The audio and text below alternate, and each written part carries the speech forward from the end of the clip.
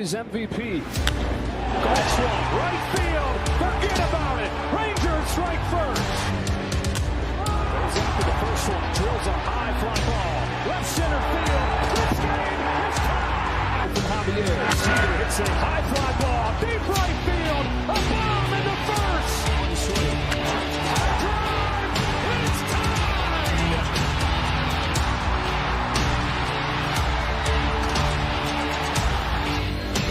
Seager smashes the ball down the line. Goodbye.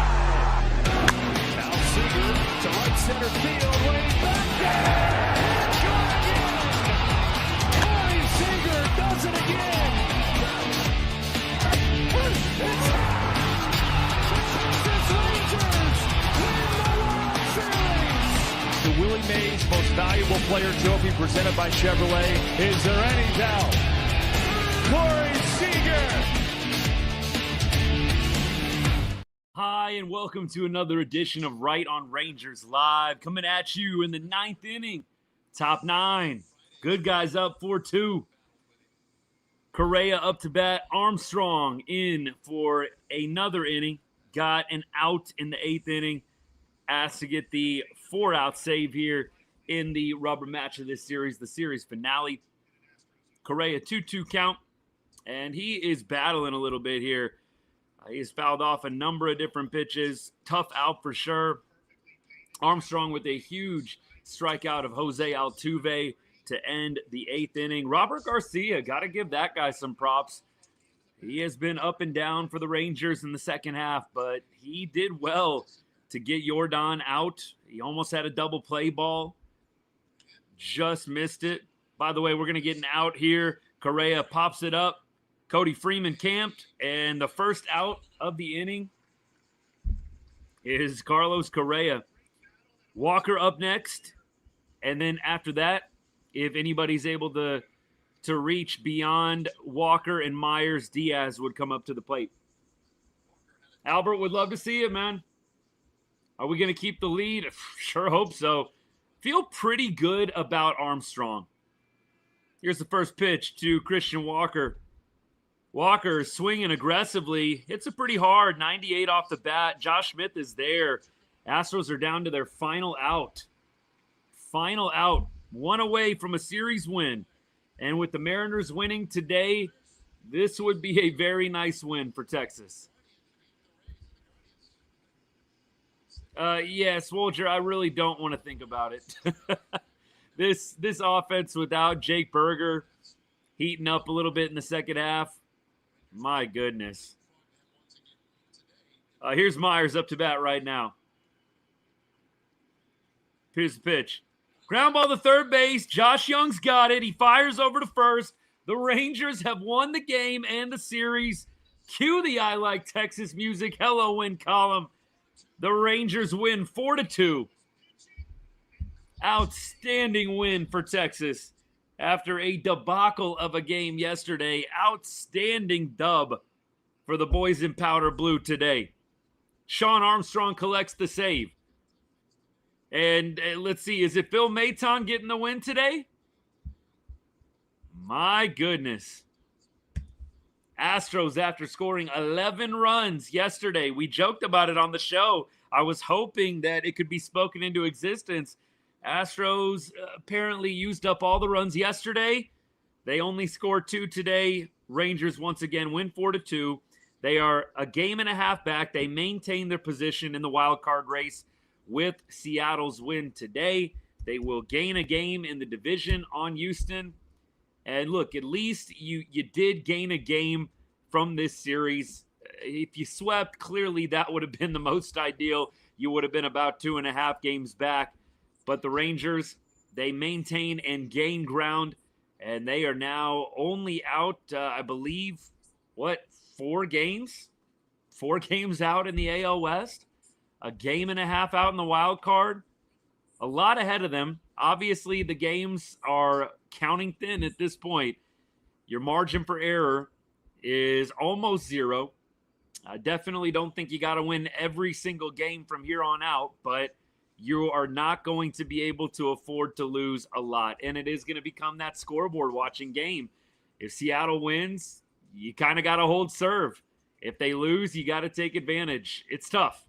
You're probably not going to go, 18-0 down the stretch here. This was game 144. You're probably not going to go 18-0 down the stretch here. So it's going to be hard to keep the expectations reasonable while still staying competitive, maintaining position. I know that it's going to feel tough every time we lose a game. But winning this series against a team that's directly ahead of you in the playoff race, absolutely huge. That is hilarious. Swolger, by the way, everybody on TikTok that can't see it, I'll read off the YouTube comments for you guys as well. What's funny is that the Astros changed their starter. They changed the starter to Framber from Luis Garcia to go for the kill and failed epically. I mean, Framber was dealing for a long time in this ball game until he ran into the 6th inning. And Josh Young and Jake Berger, a 3-run 6th inning. The first run Framber gave up, a little cheap on the strikeout. It didn't really look like it should have been a wild pitch. Probably something that should have been gloved by Diaz, in all honesty. And you had Dylan Moore coming all the way around to score on a ball that hit Jonah Heim, trying to get him out on the strikeout. Seriously. I mean, look, but that 6th inning, all on Framber Valdez. He gives up the double to Young. He gives up the 2-run bomb to Jake Berger. And the rest is history. Phil Maton came on, gave up a run, allowed the Astros to get a little bit closer. But after that, bullpen shut it down.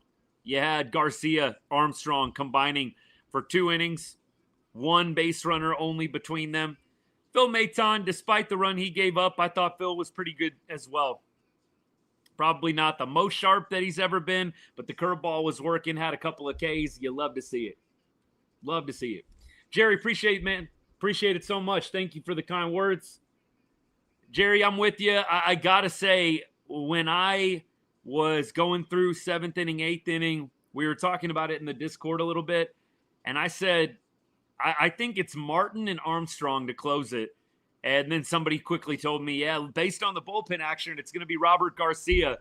And Jerry, just like you, I kind of said to myself, uh-oh.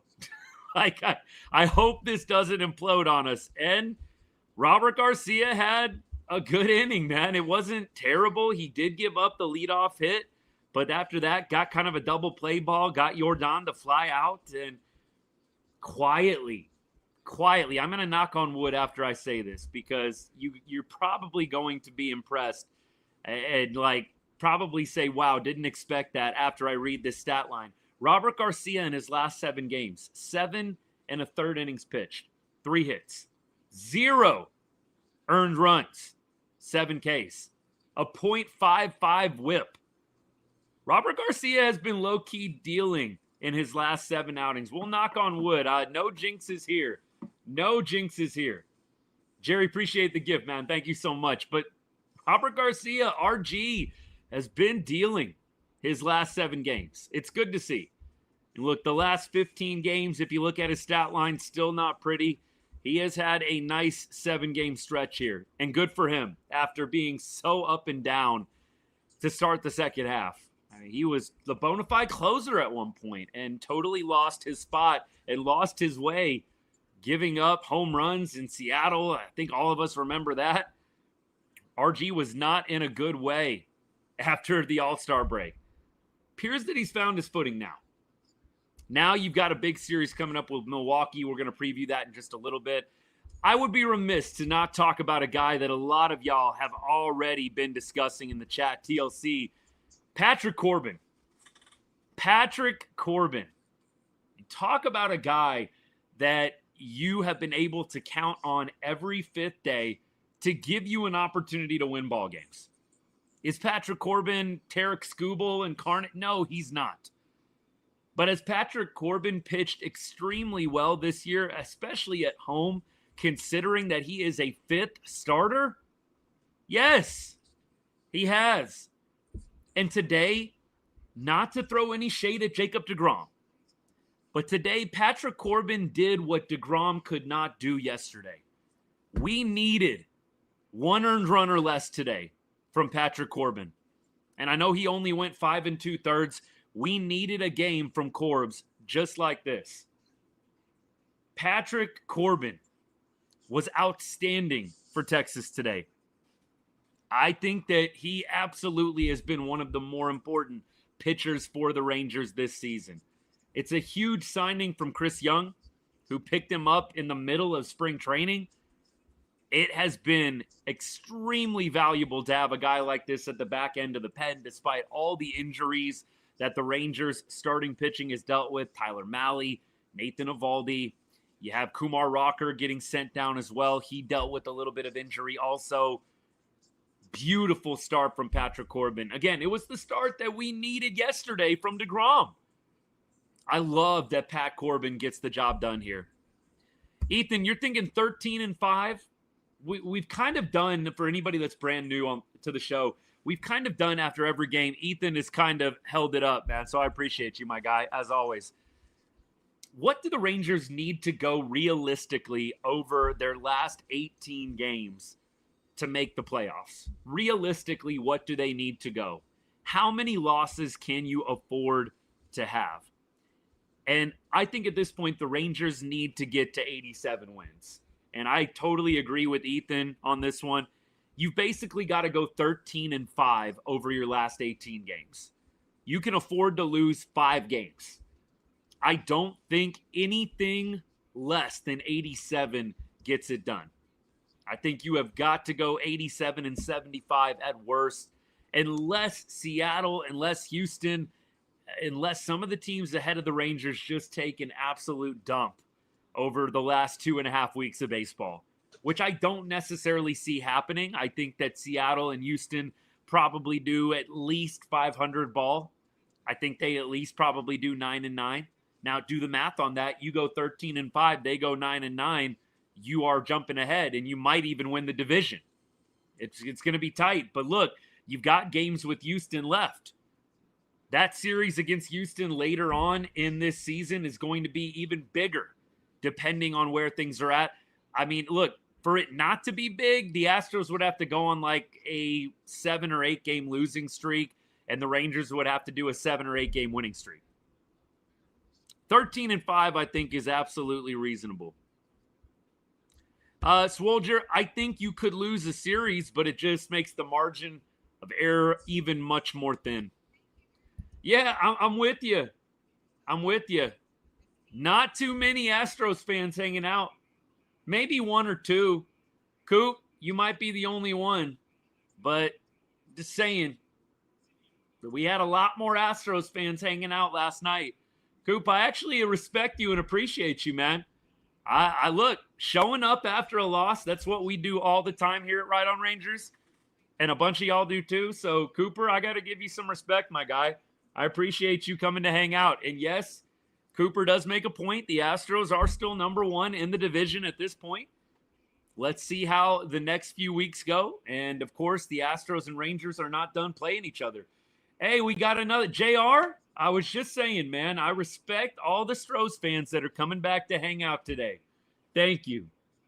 I respect you guys a lot. I'm being dead serious. Because you know there's going to be a bunch that are not going to come back that were here yesterday trolling. Pat Corbin, phenomenal, 100%. Let me get to a bunch more comments on YouTube here. Cripple King, it's no worries. I don't think that your emotion on this is misplaced. Like, it's not going to be an easy series playing the Brewers. It is not going to be an easy series playing the Astros again. Those series are going to be tough series. You don't have a bunch of easy ones lined up. Now, that being said, I think the Texas has a legitimate shot. And I have said, I think they find a way to sneak in. I really do. I think it is going to be difficult. Nothing's going to get handed to you. The Rangers do have some fortuitous matchups. You got Mets. You've got, and look, the Mets, they're not a terrible club either. The Mets on the season, winning record, that's not going to be an easy series. Am I super intimidated by the Mets? No. And I kind of feel the same way about the Brewers. I don't think that they're bad clubs. I think that they are very high-quality baseball teams. But I think that the Rangers can hold their own. I really do think that. JR, absolutely. Win or lose, rain or shine. I appreciate it. Respect you guys a lot who are showing up after taking an L. You guys know I appreciate you coming and hanging out with us. The opposite perspective, always welcome. We keep going. Man, y'all are lighting it up on me on TikTok. This is a good thing, but I got to get my act together here. Let's see here. Astros will be fine. Yeah, they're probably still going to make the playoffs. Absolutely. What are the odds of going 13-5? I think that they're probably not necessarily in your favor, but they're not necessarily, 20%, 30%. I would say it's probably something like 35, 40% odds. I don't think it's a 50-50. Going 13-5 is not easy to do. It's not easy. And so I will say this. I don't think it's a coin flip. I think it's actually probably a little bit of a worse chance than a positive chance, but it is a chance. And the Rangers control their own destiny to an extent. You win. I mean, let's just be real. You win out. You beat the Astros in the last series you have against them. You can make the playoffs. Like, the Rangers can control it. Like, I don't see any way that they have a good last 18 games here going 13-5. I don't think that there's going to be a way that they get held out. It would take something wild from Seattle and Houston and some of the teams that are ahead as well to stave off something like that. Anything can happen in baseball. That's the beautiful thing. But I don't think it's 50-50. I think it's probably more like 40-60, 40, you make it, 60, you don't. But I'm willing to ride with the 40. I am at this point. If we can get Dolly and Seager back, we have a chance to take the division. Maybe. I mean, shoot, this team is winning without those guys. We'll see. But obviously getting Corey Seager and Adolis Garcia back is huge. Need the Mariners to lose. Mariners already won, Brad. They beat the Braves. They beat the doors off the Braves. Didn't they score almost like 20 runs today? I mean, it was something ridiculous. So, yeah, unfortunately, Rangers aren't going to gain a game. However, I do think that I saw that Kansas City lost. So I think we took back the top spot in terms of teams on the outside looking in for the wild card. I think we now moved ahead of Kansas City in those standings. So we're definitely at least moving up a little bit here. And yeah, you don't get any ground on Seattle today after they won the last two games of their series against the Braves. You do have the Red Sox reeling a little bit. The Rangers are 4.5 games back of the Red Sox. So there's still a shot here. You're not absolutely out for even that second wild card spot. You could potentially still be in it to pass Boston. Boston's on a 3-game losing streak right now. Now, I don't know what they've got going on in terms of the score against the Diamondbacks. It is 1-1. That's a game to watch, y'all. That Red Sox-Diamondbacks game, it is 1-1 in the top of the fourth. Diamondbacks are hosting the Red Sox right now. Red Sox have lost 3 games in a row. Ryan Nelson on the mound for the Diamondbacks. He had a pretty good game against Texas when we faced him last week. So, and Swolger makes a good point. We do have the tiebreaker over the Red Sox. And I do think that that is not something to gloss over. The Red Sox, if they continue this skid, you're very much in play for that second wild card spot, or at least the third wild card spot if Seattle takes it over from Boston. I mean, right now they are pretty close. You've got, let's see, standings. Red Sox are 3 games up on the Mariners right now for the second wild card spot. We'll see what happens. I am very, very interested to see which teams, because it always happens every year, which teams hold strong, which teams fold down the stretch. There's always a team that absolutely soils the bed when it matters most. Hopefully it's not Texas, but it happens every year. There's a melt at the end of the year. A team is in playoff position, and then they just totally melt down at the very end of the season. Keep going. Yep. Antonio, 100%. Look, we've got a couple of Stroh's faithful hanging out with us that I absolutely respect. You come back after a loss, you got my respect, because you know that's what we do here on the show every single time the Rangers drop a game. But yes, that is typically how it goes. The Rangers lose, you're going to hear from a lot more trolls. Rangers win. Generally speaking, it's crickets. We keep going. Seager will probably be closer to the end of the month. Yeah, I think maybe like that Guardian series, like maybe we'll get him back for like the last series or the second to last series. I forget who we are going to be playing that very last week. I'll look it up real quick. I just had the schedule up and then I got off of it. So after Milwaukee, we play the Mets and we're playing in New York City. Then we go back on the road to play the Astros. So it's Brewers, Mets, Astros. Next week, that Monday, Tuesday, Wednesday, Astros series is just going to be huge. Absolutely huge. So right now, the Rangers have won 5 games against the Astros, and the Astros have won 4 games. So right now it is 5-4, and you have got 3 games left. 5-4, 3 games left. So we'll see how it plays out. We shall see how it plays out. Do I have that right, by the way, 5-4? Or am I missing a game in there? Let me know. Let me know if I missed it. Big time Texan, it may be. It just kind of is going to depend on how the pitching lines up. And I know that DeGrom has not necessarily been totally ace level, but I still think I'll take my chances. DeGrom, by the way, is he going to miss that Mets series just the way that the rotation goes? That's too bad if he does. It would have been fun for him to go back to New York City and pitch. I would have loved to have seen that. That probably would have been must-see TV. But I don't think it's going to line up where DeGrom pitches in New York. Maybe I'm wrong on that one. Let's check it out. So they have announced Leiter on Tuesday. Tomorrow, it's Lats. Wednesday, last game of the Brewers series. Looks like we are throwing Kelly. So no, it is going to line up. That's awesome. So Jacob DeGrom is going to go back to pitch. He is going to go back to pitch in New York City. That is going to be theater. And then the way it lines up, you've got DeGrom, I believe, on Friday night in New York City. And then you'll get DeGrom in the Houston series as well. So DeGrom is going to be pitching in back-to-back pretty big series. Obviously, you'd love to have him for the Brewers series too. It's just not going to line up perfectly. But it will be good. You'll have DeGrom game 1 in New York City. What a game that's going to be. That is going to be must-see television. DeGrom back in NYC, back in the Big Apple where it all started. That's going to be a ton of fun, man. I can only imagine. I'm getting chills just thinking about him going back to that place, and you would love for him to give you 7 shutout innings and make the fans miss him a little bit more. You would love to see that. I cannot wait for that game. Like I said, getting goosebumps just thinking about it right now. Now, then you've got the next week, Astros, and you'll probably see DeGrom on Tuesday or Wednesday in that series. So the Rangers have actually lined it up nicely. You've got to have a positive outcome in this Milwaukee series. Like, you can afford to drop a game, but you've got to win 2 out of 3 against Milwaukee. Yeah, you have to.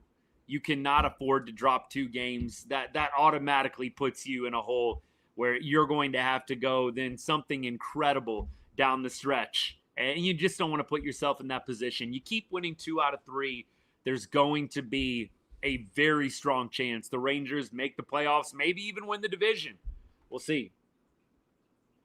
Seriously, Justin, I'm with you on that. I've been saying it. Like, you guys know, rain or shine, win or loss, I'm here. I'm here. We take it on the chin. We move on to the next day. So for any fan of any team, even the Astros that want to do the same, you got my respect. Because most people are only going to come out and troll and going to come out and get in the comments section after a win, and they're nowhere to be found after losses. So, JR, I appreciate you a lot, man. We haven't beaten Brewers in 4 years in a series, I hope, but it's baseball. You never know. I will say I just don't put a lot of stock in that just because they're so different with the teams and with the makeup of each squad. Personally, I'm just not a big, hey, we haven't beat them in 5 years. It really doesn't matter. There's so many different variables, and I just don't necessarily read into that a lot. That being said, it's definitely something you'd like to see happen in this series. The narrative get flipped a little bit, but yeah, the Brewers are a different team than they were last year, the year before when we played them. I definitely think they are a quality squad, a challenging squad. I'm glad that we're playing them at home. That definitely does help because the Rangers, they are an elite baseball team when they play at Globe Life. There's no way around it. The Rangers are now, they have improved to 44-28. 44-28 when they are at Globe Life. So in 72 games, you're talking about a team that's winning 61% of the time at home. 61% of the time at home, man. I mean, that is going to do some special things for you over the course of a 162-game season if you keep up that rate. So it's good that we've got Brewers coming to Arlington. Now, again, on the road. I'm not so worried about Houston because we always play pretty competitively when we go down there. New York City could be interesting, but I do like that we have DeGrom game 1, and then you're probably going to have to count on Corbin and Latz Saturday, Sunday. So the DeGrom game on Friday is going to be pretty weighty. You really need to win that DeGrom game in NYC on Friday night. 0 chance of winning the division. Nah, you've seen way too many melts. Chris, I get it. You got to say it out loud to feel better about it, but there's way too many melts over the past, I don't know, any and every year, really, to be so confident about not losing the division. We all know anything can happen. The Rangers have lost the division in the past on the very last day of the season. Happened in 2012. It happens every year. So, look, I hear you. And I appreciate the confidence. Anything can happen.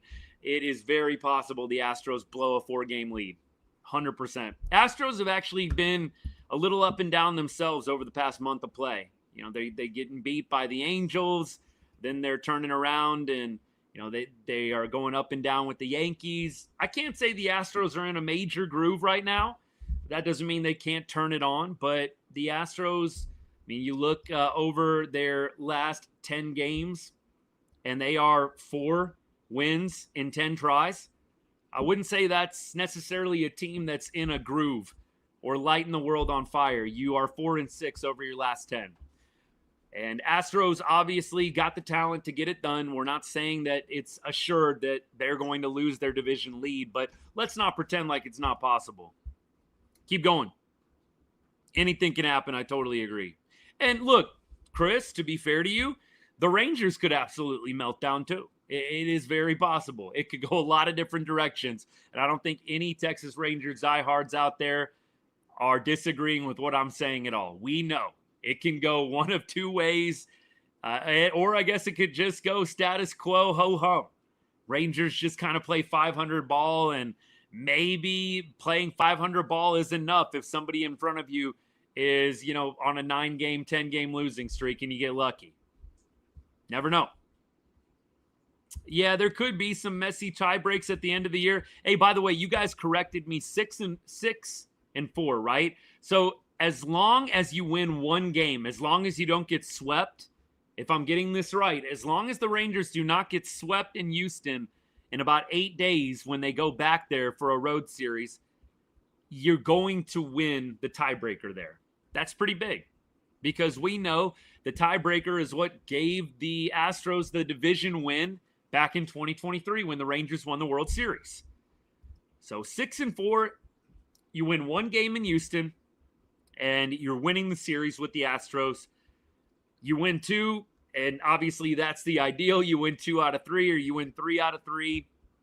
That would be an even bigger deal for the purposes of the standings and where the Rangers are going to fall after game 162 has been played.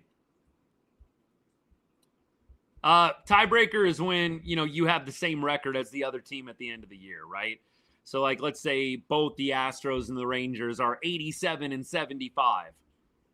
87-75. That would mean that the Rangers would win the tiebreaker because they've won more games against the Astros this year. By the way, let's play out that scenario. The Astros would have to go 9-9 over their last 18 games as well.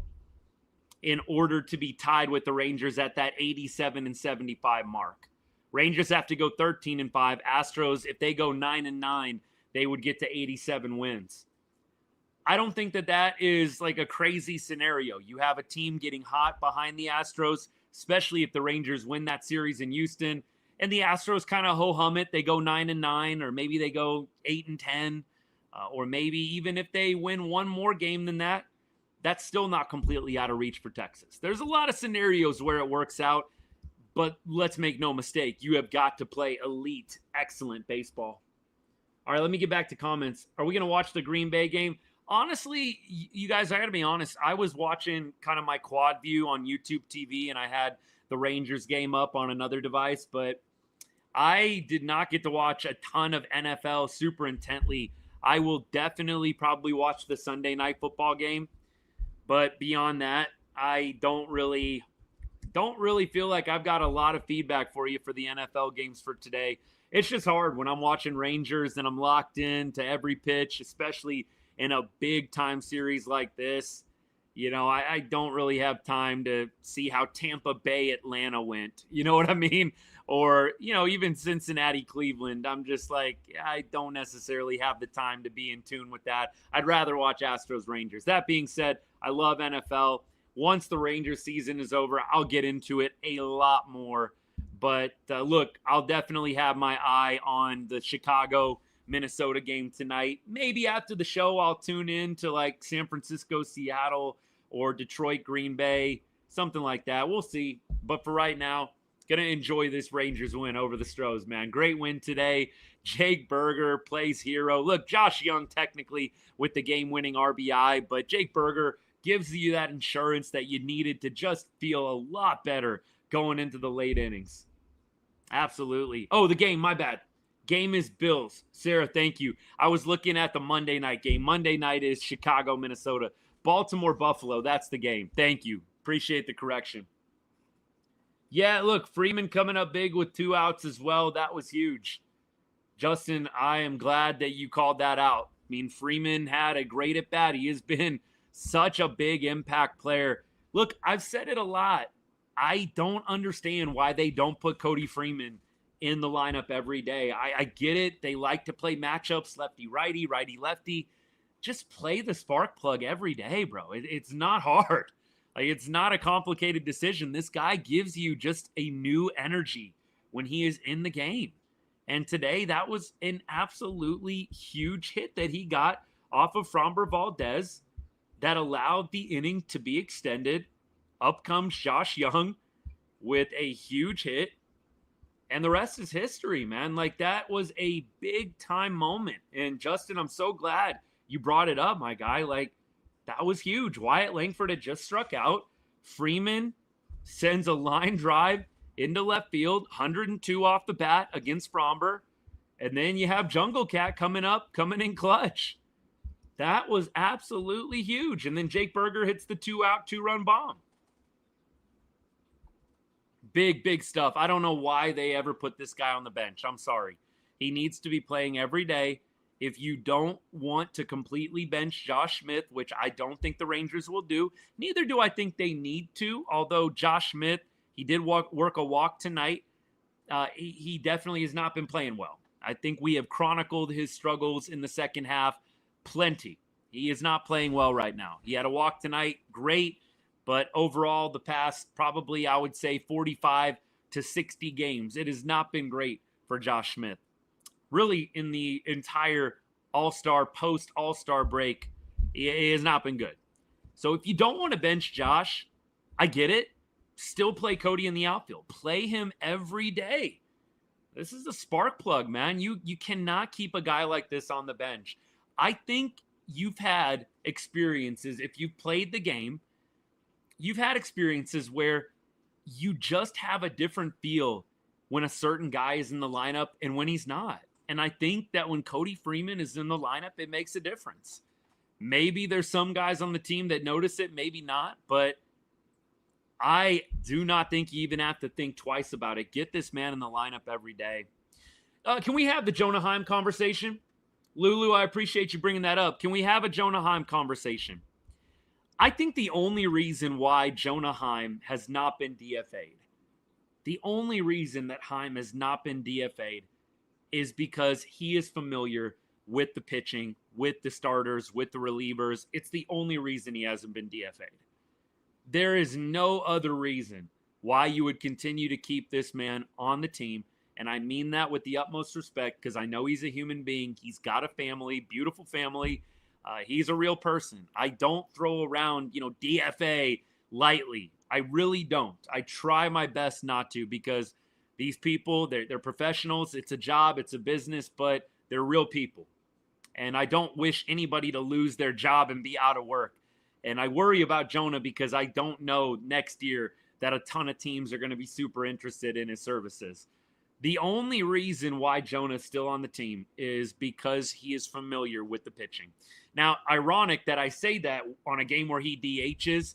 I do not understand the DH move today at all.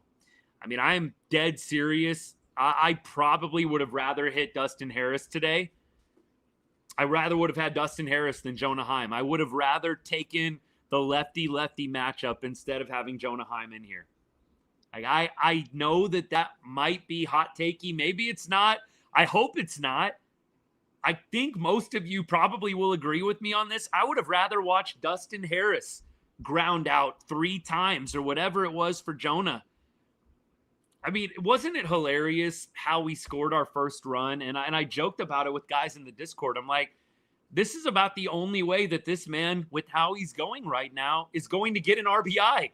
Striking out on a terrible pitch, getting hit in the back, and allowing Dylan Moore to come around to score. Like, it's about the only way Jonah Heim is going to get an RBI with how he's going right now.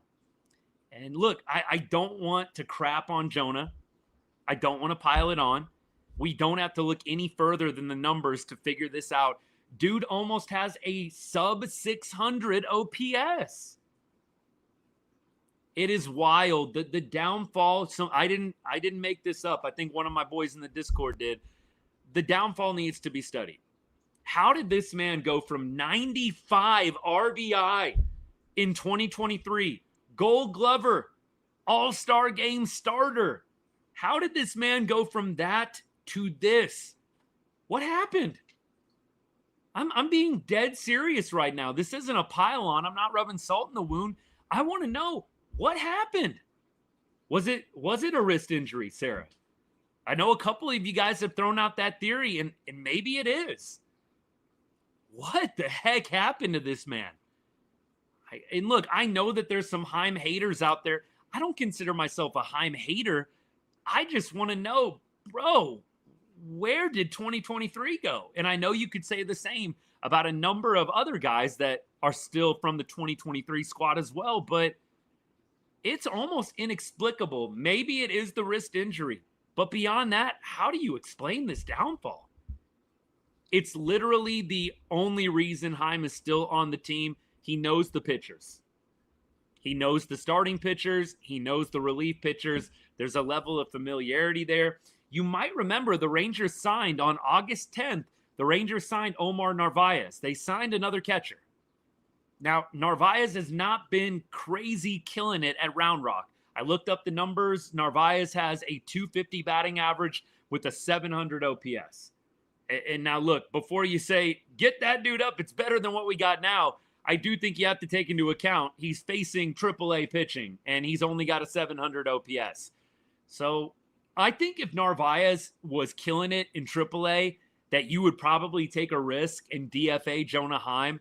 But because Narvaez is not really lighting it on fire at Round Rock, I think it's opened the door for Jonah Heim to stay. I think the Rangers say to themselves, you know what? He knows the staff. We're just going to keep rolling with him. The offense is terrible, but it is what it is. I don't know. At this point, what would you rather do? Would you rather have Jonah hit, or would you rather just lose the DH or DH for Jonah and let the pitcher hit? I'm being dead serious. Like, I am to that point. Can we have the DH for the catcher when Jonah's catching and just have the pitcher hit? Let DeGrom hit. If it's a DeGrom start, let that man hit. He knows how to swing a bat. Being dead serious. Jonah, man, I just feel bad for the guy at this point. Like, it goes beyond, like, upset, angry. I feel bad for him. And I hope that he can figure it out. But Jonah Heim at DH ain't it. Give me Dustin Harris 3 times against a lefty. At this point, I do not care about the lefty-lefty matchup. Put in the young kid and let him do whatever he's going to do. Heim at DH cannot be a thing. I'm sorry. I don't care about the injuries. That cannot be a thing. It just can't be. All right. Let me do a quick break for comments. I want to get to things that y'all have said that I've missed. And then I've got one other rant to go on before we break down the box score and we jump into the game and the series that starts tomorrow against the Brewers. All right, let me check this. Thank you. I would rather watch Leiter hit than Jonah Heim. I would. I don't know if you can. I know you can do this, like, obviously in like high school ball. Can you DH for a catcher? Can you do that? I mean, look, I would love to be 100% on every single MLB rule for all time. Can you DH a catcher? I'm dead serious. I would love to know. I'm going to look it up right now. Can you DH a catcher? Let's see. No, you generally can't in Major League Baseball. Okay. You can do it at lower levels, but you can't do it in Major League Baseball. I mean, if you could, I would. Seriously. Yeah, Antonio, I remember this. He was bottom 3. He was not great before the 23 year, and then he just caught fire. TLC 100%. I agree with you on that. Antonio, yep. We are in full agreement. I feel bad for him. I know he's a real person, got a family. It's his job. I don't want to see him lose a job, but it's a business, man. You cannot be this bad at the plate. You just cannot. Hey, Caden, what's good, man? Hey, I like the new profile pic, man. Look, obviously, the Mariners, the Astros, we don't actively cheer for them. I do like the Mariners logos, man. I do. I like the trident. It's solid. It is solid. Do I like the Carl Edwards Jr. call-up?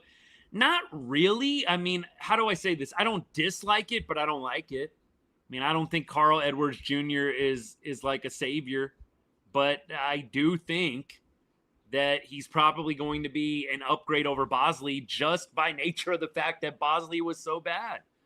So I can't say I love it. I can't say that I hate it.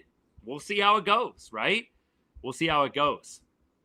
For all the Bochy manages old school by feel, what in God's name is Heim doing to give Bochy the feels?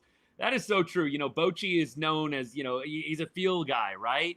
He is a guy that he has that good instinct when to sit a guy, when to play a guy, the matchups, right? He uses the analytics, but he's got that old school manager grit and feel for the game. I have no clue what the decision or thought process is. We're going to give Jonah a shot at DH. Like, the only thing that explains it is they are just so robotic with some of these bottom of the order guys. They're just so robotic and locked into lefty, righty, righty, lefty, Jonah Heim switch hitter. I mean, that's got to be it at this point. Edwards was best with the Cubs. Yeah, he had some good years, 100%. But I'm not sure that those years are now or still ahead of him at this point. I'm not expecting him to be much better than Bosley, but again, like I said, Antonio, Bosley was so bad, I don't think it's necessarily going to be super tough. Dan, we're going to go through all of Quintana's numbers against the Rangers so far. We'll talk about individual at-bats as well just in a little bit. Yeah, look, Heim is definitely well taken care of, but nevertheless, still, he's losing a job, going to have to move somewhere else, got a lovely family. I feel bad for him. I still do. I mean, I'm not crying myself to sleep about it. I'm not shedding any tears, but like, man, dude, I'd love for you to be able to figure it out. That's kind of what my perspective is at this point. Rangers losses, the offense scored 2 runs or less. This game could give them momentum for a long winning streak. Gio, it's good to see you, man. I sure hope you're right on that. Zach says, I don't want them to trade for Adley. Yeah, look, I think that it's going to be a thing in the offseason, but there's going to be a lot of potential noise and teams that are in on Adley Rutschman. I really do think it's going to be one of the bigger stories of the offseason until the Orioles come out and just straight up say, yeah, we're not going to be at all trading him. Until they come out and say that, I think that that's going to be a pretty noisy story. O'Neal Cruz, Matt, okay. Appreciate you stopping by again, my guy. Thanks so much. That would be interesting. O'Neal Cruz, some of those numbers in Baseball Savant are off of the charts. Just how hard that dude hits the ball, the squared up, the exit velocity. It's crazy. It is wild. Antonio says, Cody Freeman is that call-up I said we needed, similar to the 23 Evan Carter call-up. Yeah, I don't think that I disagree with anything here. Cody Freeman needs to be playing every day. It is very, very simple. Play Cody Freeman every day. It is not worth playing Josh Smith over Cody Freeman right now. If you have to, then maybe do it once a week. It shouldn't be any more than that. Really shouldn't. Dan, I'd be a big fan of a Real Muto signing. I would love to get JT Real Muto from the Phillies. It would be great. I don't know how much he is going to cost, and that is probably going to be a bit of an issue. How much is he going to be commanding in free agency? I'd love to get a catcher like JT Real Muto. Would absolutely love it. I have been impressed with him, his game, both behind the plate and at the plate.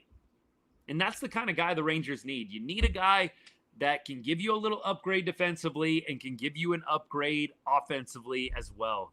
You need it. By the way, Diamondbacks up 2-1 right now on Boston. Boston on a 3-game losing streak. It's kind of opened up the door for that second wild card spot. Really looked like the Yankees and the Red Sox were going to run away with those top 2 spots.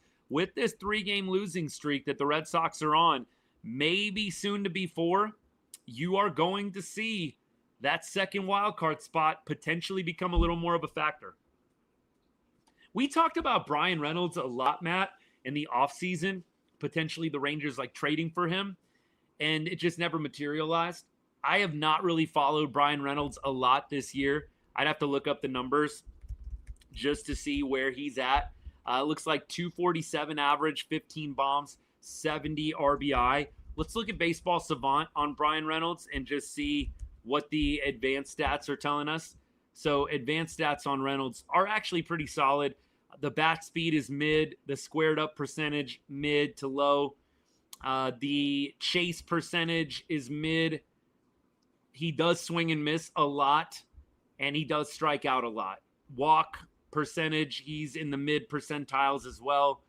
Does have a good arm, not the best fielder, and he is above average in terms of speed.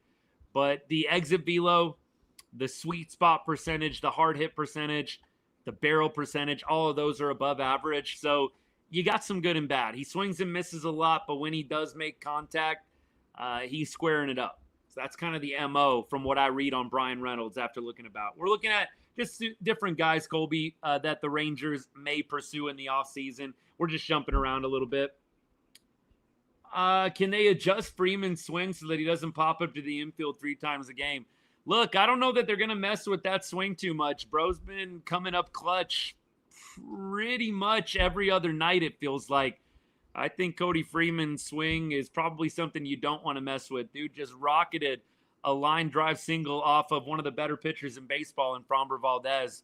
So I'm okay with the swing right now. Astros fan Sean, a couple did show up. So I got to give a couple of them credit, but no, largely not a lot of them are going to show up. They're going to see my live. They're going to see the hat. Oh, man, they're going to swipe again. You know how it is. Like, you got to tap to get into the live. That's what happens. They see me pop up, and then, oh, the Rangers. Oh, we beat them. And then they want to join. They see me when they're swiping. They just pass me right up after a loss. They see the red hat. They see the T. Shing. See you later. That's how it goes. You know how it is when you're swiping on TikTok. It's like you don't have to get into the live. You can kind of get the preview. When they lose, they see the T here. They see the T here. They're out. Out. Up 6-4. Yeah, it's huge, Sean. It's huge. We were talking about the tiebreakers earlier. Absolutely. Yes, I will. I'll go through that in just a second. Look, this is kind of how I feel at this point. It's not going to be hard to get an upgrade. It really isn't. Oh, really? Dan, you've got Cowboys in New York? I thought that, oh, okay, you got Cowboys in Arlington playing the Giants. That would have been kind of wild if they were both in New York at the same time. It has happened before that way. Whew. All right, what was nice about Corbin tonight was not letting Alvarez beat him. I don't mind the walks. True. Very, very true. Absolutely. All right, one last thing that I got to say before we start reviewing the game today, the box score performances. We're going to do that quick, and then we're going to get to the preview of the Brewers series. I just got to say this, and I know this has been a little bit of a thing on social media with the Rangers crowd, and I know that some of you guys go to games, and by no means do I want to disrespect anybody, but I can't tell you how much it bothers me when you have a big strikeout or when you have a pitcher coming off the mound that has delivered a masterclass in throwing the baseball. No standing ovations. Like Patrick Corbin today was phenomenal. He's probably one of the bigger reasons that we won this game. And you have extremely limited amounts of people standing up and giving this man a standing O when he walks off the mound. I don't get it. I can only base it off of what I do when I'm at a game. I can only base it off of how I grew up learning from my dad and from my stepdad and my stepbrothers and just people around me that I looked up to when I went to games with them. You would always stand and give an ovation to a guy that just threw a gem. And you would always stand when a reliever came in and got a big strikeout to end an inning. Like Sean Armstrong, huge strikeout of Altuve. The entire stadium should have been standing up after that.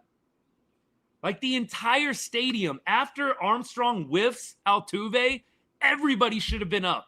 That is a huge freaking moment when you get Altuve down swinging with the runner on base. It was huge. I just don't understand it. I know that there are very casual fans that go to the games. It's a nice park. It's air conditioned. It's kind of a thing to do. I'm sure there's a little bit of a social aspect to it. And I love those things about baseball too.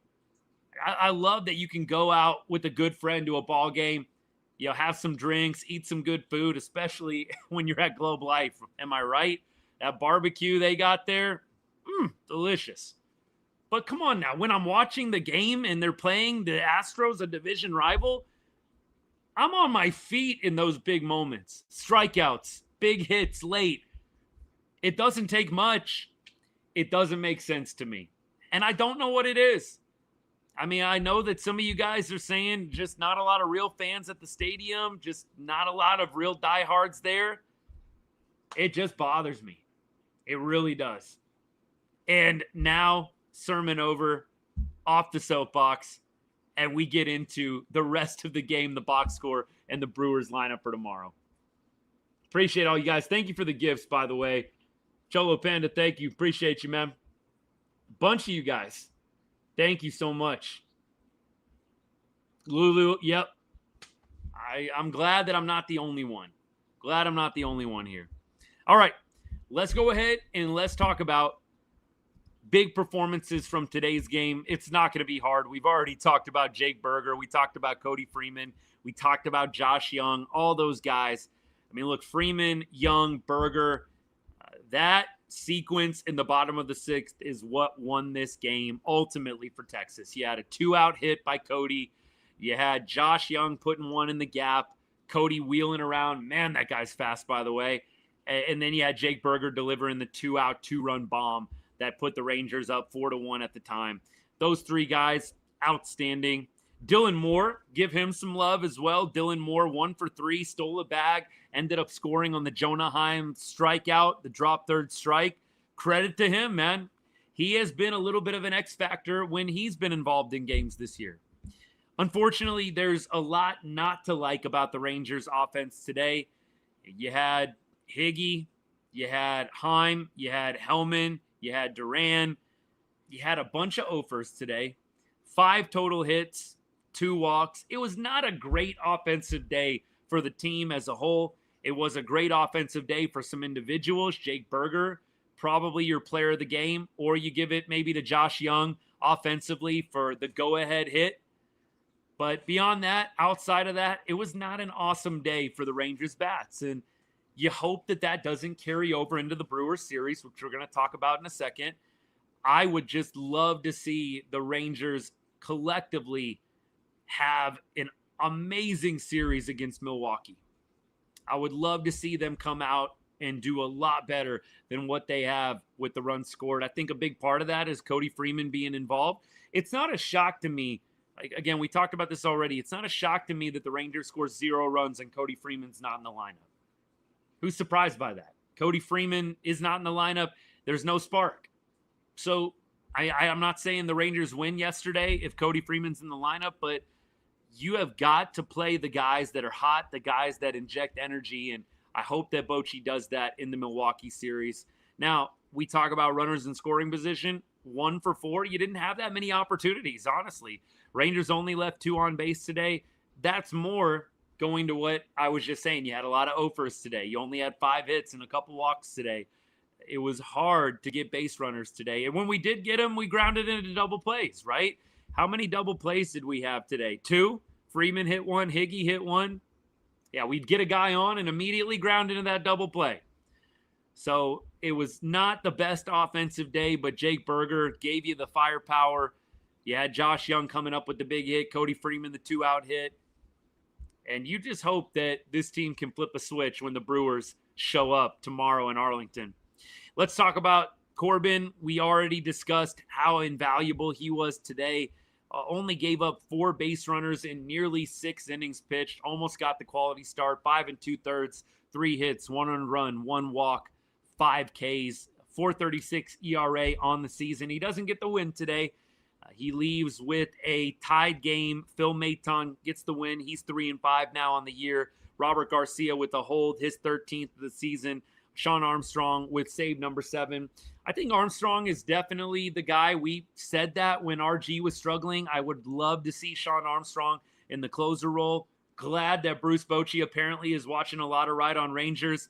He's hearing you, he's hearing me, and we are able to get a change in a positive way in that closer spot. I like Armstrong there. RG definitely has pitched well of late. We talked about it. His last 7 games, 0 earned runs. He's been great. I'll knock on wood for him. I surely don't want to jinx him.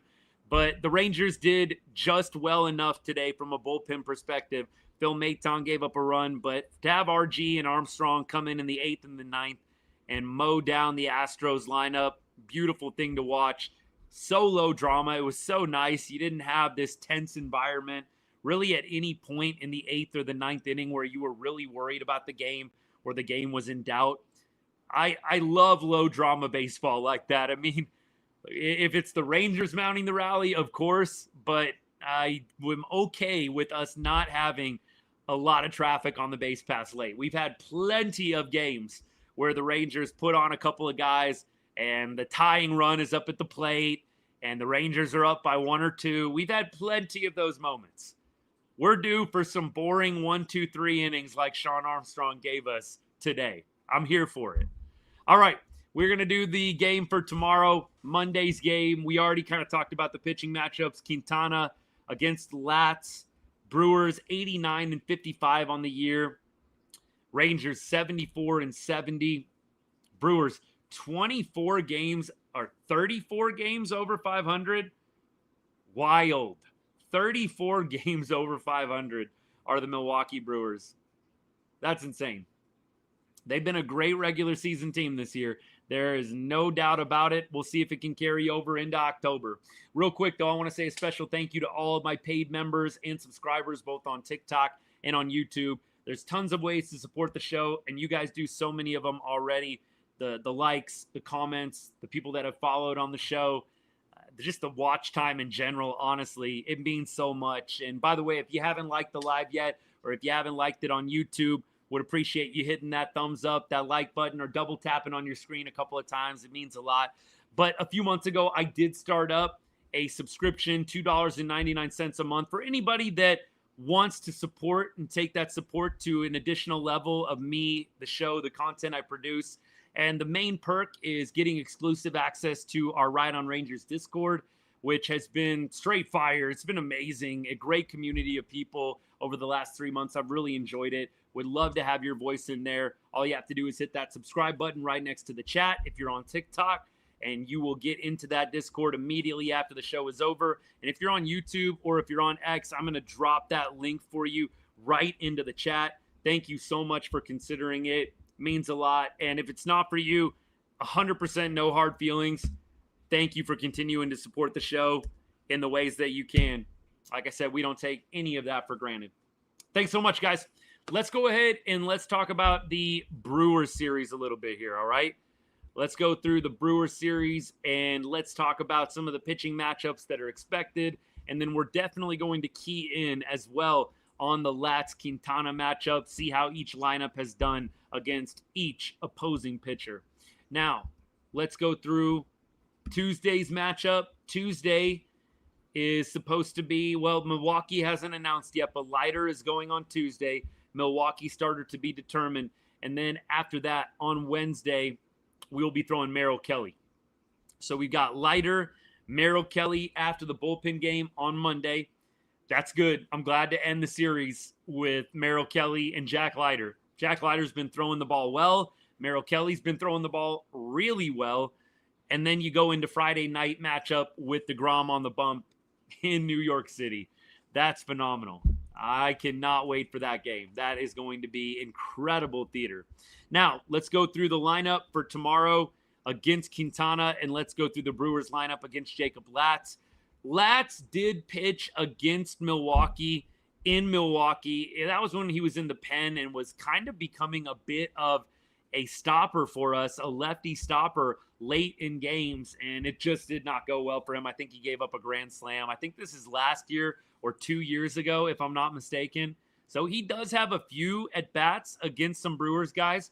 Quintana has a few against some of the Rangers. So Berger against Quintana, 0 for 2. Duran, 0 for 2. Heim, 0 for 2. Shocker. Higgy, 0 for 5. This isn't going good so far. Dylan Moore, 1 for 5. Rowdy Tellez, 0 for 8. Yikes. That being said, Cody Freeman. Dustin Harris. I don't think we'll see Harris tomorrow against the lefty. Hellman. Young. Langford. Smith. Peterson. Osuna. None of those guys have faced Quintana before. So it's definitely a small sample size. Rowdy Tellez has the most ABs against Quintana. Everybody else is 5 or less. So again, only 6 total Rangers have ever faced him before. And on the other side, Bowers from Milwaukee, 0 for 1. Frelick, 1 for 2. Danny Jansen, 0 for 2. Monasterio, 1 for 1. Yelich, I think he's walked in 1 plate appearance. So it's a very small sample size both directions. So it's not something that I'm putting a ton of stock in, but I definitely always enjoy seeing when the Rangers have done well against a certain guy. The reality is neither pitcher has faced either lineup enough times to really be able to tell how this game is going to go. We'll say this about the Brewers. You look at how they've done over their last so many games. They've won 6 of 10. They are on a 3-game win streak right now. So they're playing well. The Rangers are playing well, though, too. I mean, you're talking about a team that's won 7 of their last 10 games. And it is wild how it doesn't really feel that way with Texas. They've won 7 of their last 10 games. It is crazy how an 11-0 miserable ball game last night will do that to you. You just totally forget. This team's actually had a pretty good stretch. And this is this kind of stretch that you need to make the playoffs with the hole that the Rangers built for themselves. So tomorrow's game, just so we're all on the same page, we have got a 7:05 start, 5:05 out here for me. We will be live at some point during the 8th or 9th inning, just like we always are. And we'll hopefully be talking about a Rangers win, Jacob Latz dealing. That's the plan. We'll see if it comes to fruition.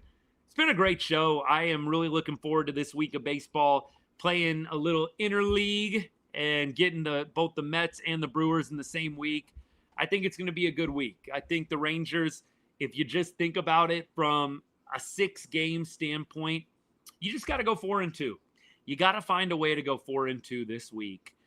That could mean sweeping a series and maybe losing a series. It could mean a number of different outcomes, but I think 4-2 is a good place to be right now. I do think so.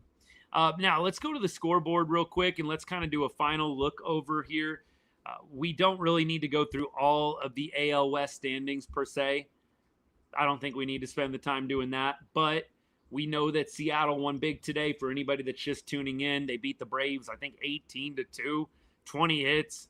Yikes. The Angels and A's are battling each other a little bit. Both of those teams a little bit too far out of it. Both of them are at 66 and 76. Actually, A's have lost 77.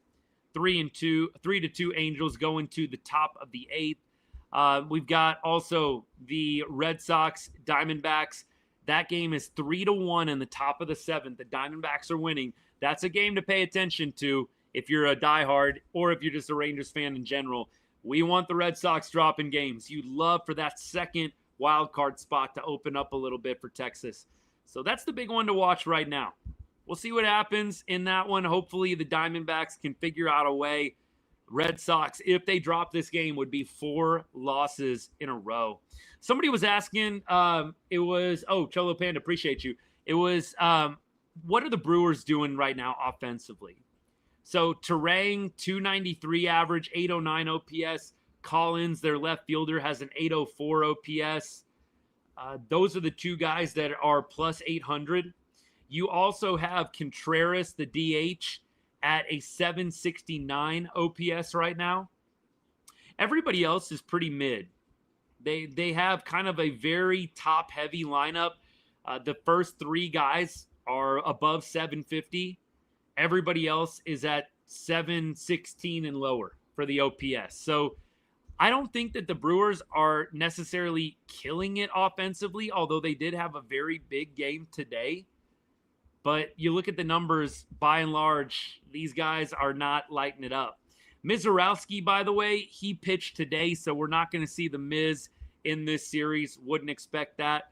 Brewers really have been coy about announcing their pitching matchup, although I've been told that the cheat code, if MLB.com isn't saying, is to go to ESPN and see if they have the matchup. So let me go to ESPN. I'll go to MLB scores. Let's see if we can get the pitching matchups on MLB for Monday. Let's see. Quintana, we already know. It says Texas is undecided, ironically.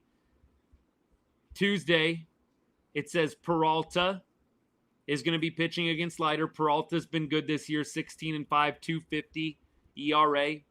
And then on Wednesday, it looks like the Rangers on the getaway day will be facing Priester, 12-2 with the 3.25 ERA. So I think you've got Priester is right-handed, I believe. Yep, Priester a righty, and then I think Peralta righty as well. Am I getting that right? We'll look it up. I don't profess to know all the rotations around the league at any given moment, so you're going to have to bear with me on that one. But tomorrow, the Rangers will face a lefty in Quintana. And then let's talk about Peralta for a second. Peralta is a righty. So we got a lefty and 2 righties to end the series. There you go. Absolutely. Yeah, look, there's definitely some good pitchers in the mix. But look, we faced a really good pitcher today and got the job done. A really good pitcher today and got the job done. So I'm not too worried from here on out. Tristan, I did see KC lost. Dan, 100%, you got to celebrate if we sweep the Brewers. If we win a series against the Brewers, I'll be thrilled. I will be thrilled. Antonio, 100%. Doesn't look like we are going to see Woodruff this week. I think it's going to be Peralta and Priester to end it. I do think this team can beat the Brewers. I'm not saying it's going to be easy, but I think they've got it in them for sure. Freddie fastball. Yeah, that's right. That's right. I think the Rangers can win 2 out of 3. I'm not saying that it's going to be a series where they just smoke Milwaukee out of Arlington, but I do think that they are going to have a good series, a good road trip. I think you got to go 4-2 this week. However you get it done is however you get it done. I don't think you can really afford to go 3-3. Like we said, you can really only lose 5 more games over the next 18.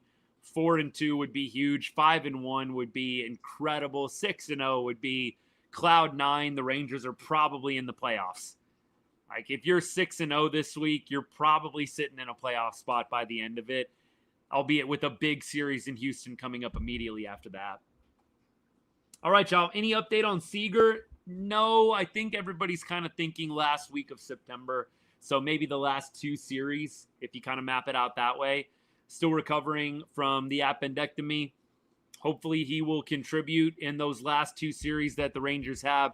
So we're talking about the Twins, which is a home series.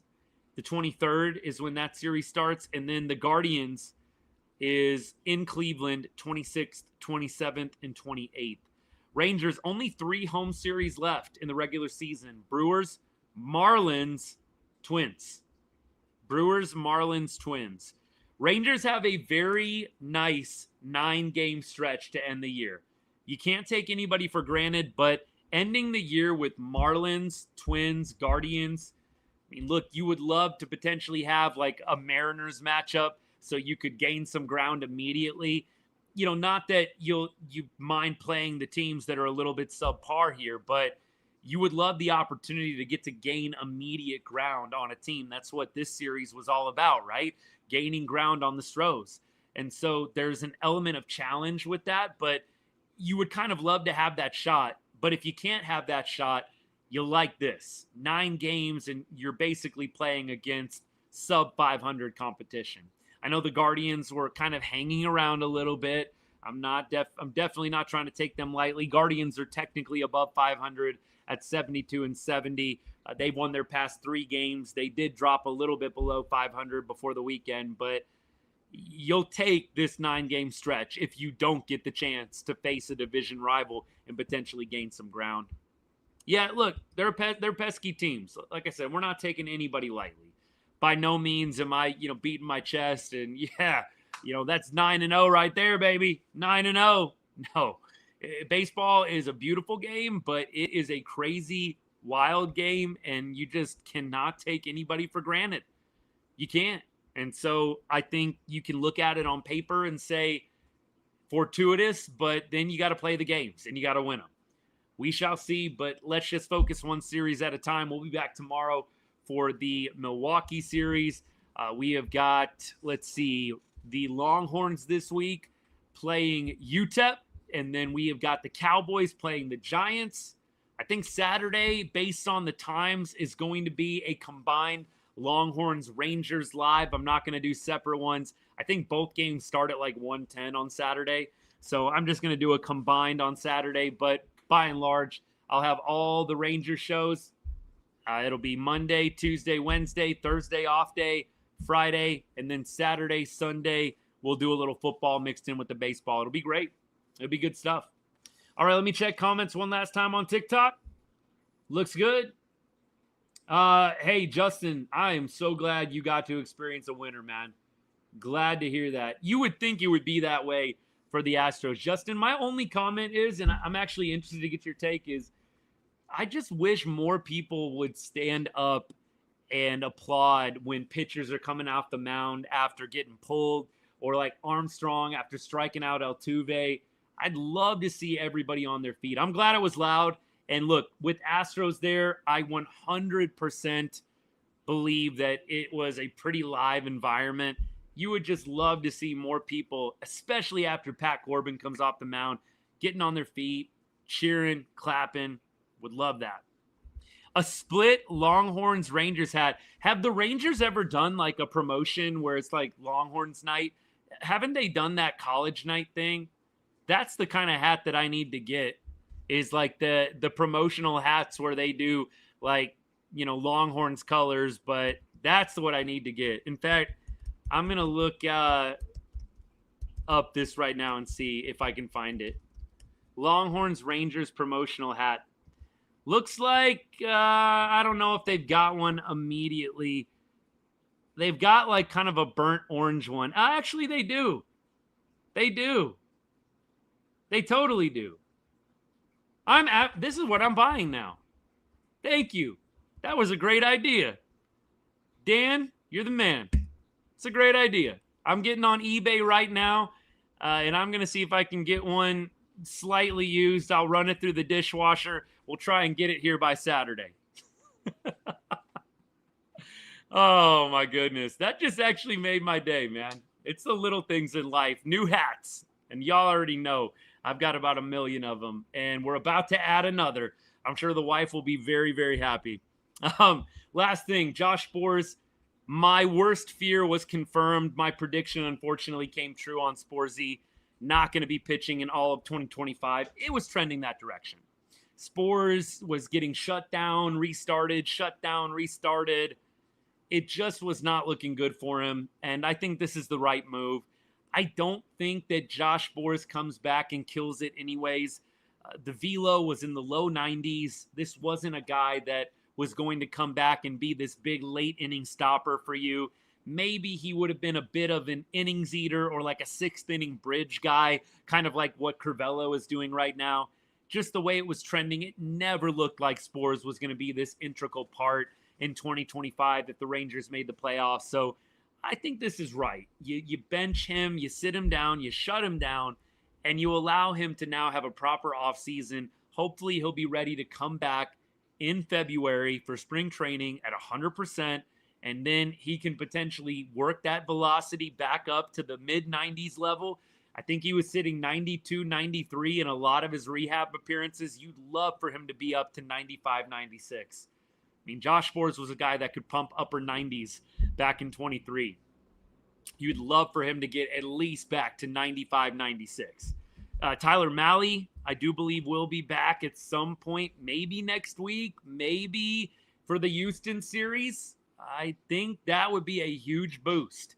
Is there any official date on Tyler Mahle? I don't know if there is or not. I'm going to see if I can figure it out, but let me see Tyler Mahle news and if there's anything. He's making his second rehab start today. Oh, we got something to look up real quick before we get off the show, don't we? Tyler Mahle making his second rehab start today. Round Rock is up. Is he at Frisco or Round Rock?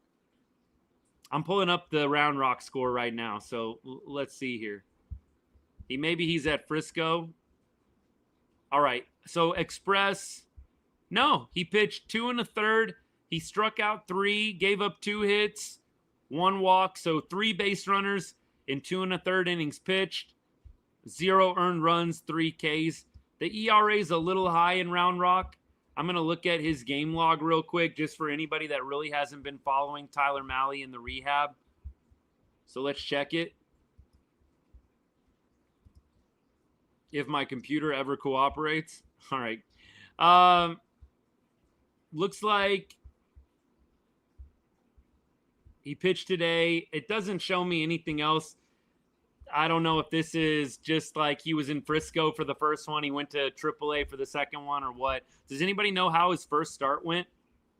I never saw how the first start went.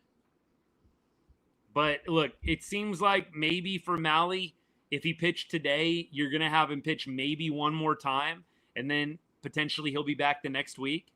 That's what I would think. He did 2 1/3 today. Maybe you try and get him to pitch 4, like on Thursday or Friday.